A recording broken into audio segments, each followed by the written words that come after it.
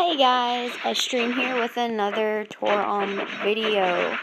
I actually wanted to go ahead and use this video to explain something that a lot of people have been coming to me about here recently in the game.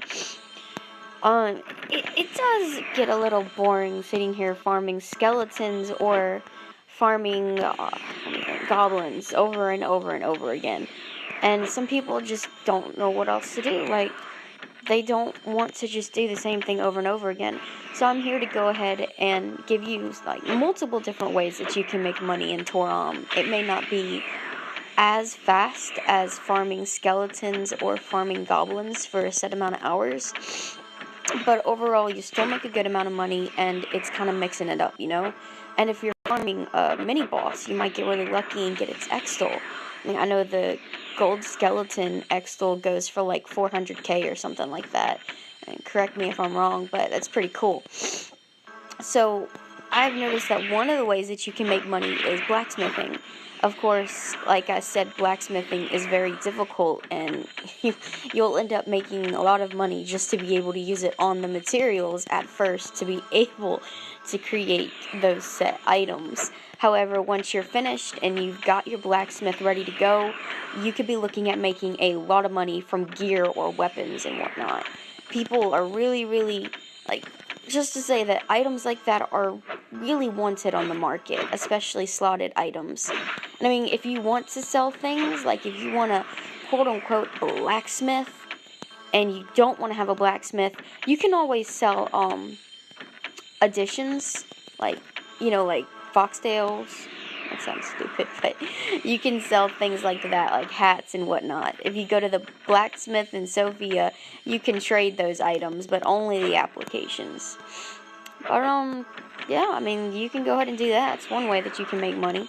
I know foxtails are, I don't think that's what they're called. Animal tails, maybe?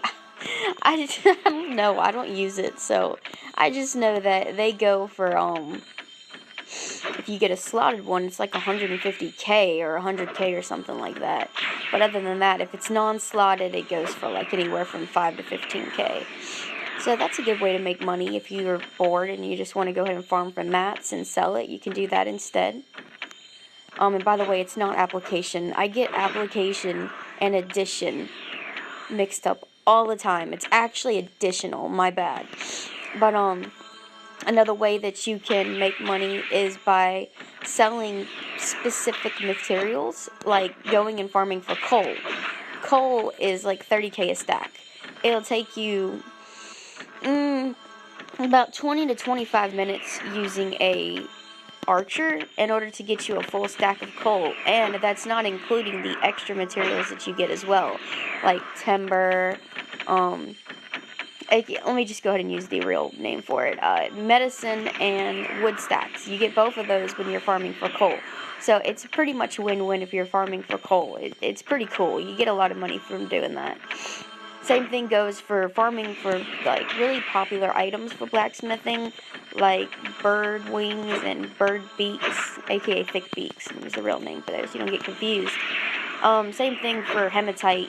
People like to gather up large sums of hematite, make an alchemist, convert it over to iron, so you're making, instead of 5k profit from like a stack of hematite, you're making about 1k profit, or 700 spend it a 1k per iron. So that's a good marketing technique that I wanted to share with you guys that you could do. I'm trying to think of another way. Oh, mini bosses. Just farm mini bosses. Yes, it gets repetitive, and if you do it for 3 hours and you don't get an X-Stol or you don't get a die, you could be steered away and you just kind of wasted 3 hours for nothing, because when you farm a mini boss, you're not farming for the materials, you're farming for the rare items from it. Or you're farming for the experience, whichever one suits your fancy, you know? But I mean, you can't give up. Persistence is key. If that gives you any kind of intake on farming mini bosses, I've had a little bit of experience with that, and it took me about a day to get the Eerie Crystal. Let me just say that. But for some of my friends, it's taken them weeks to get an Eerie Crystal. Persistence is definitely key when farming mini bosses. If you want to start, and you want to kind of start with a mini boss that gives you items quite often, the Silver Roar drops dies, like, left and right, and he drops crystal earrings, which go for a pretty hefty price. And since it's I can't talk today, guys, I'm sorry. It's, as you see up there in the far right, it's 7 a.m.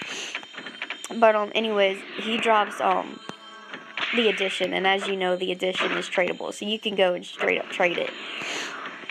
But, I think that's pretty much all I have for you guys today. I can't really think of any other ways to make, like, a good sum of money, except for selling specific materials, selling blacksmith things, farming mini bosses, and, of course, the usual farming of the skeletons, or farming of the goblins for small articles.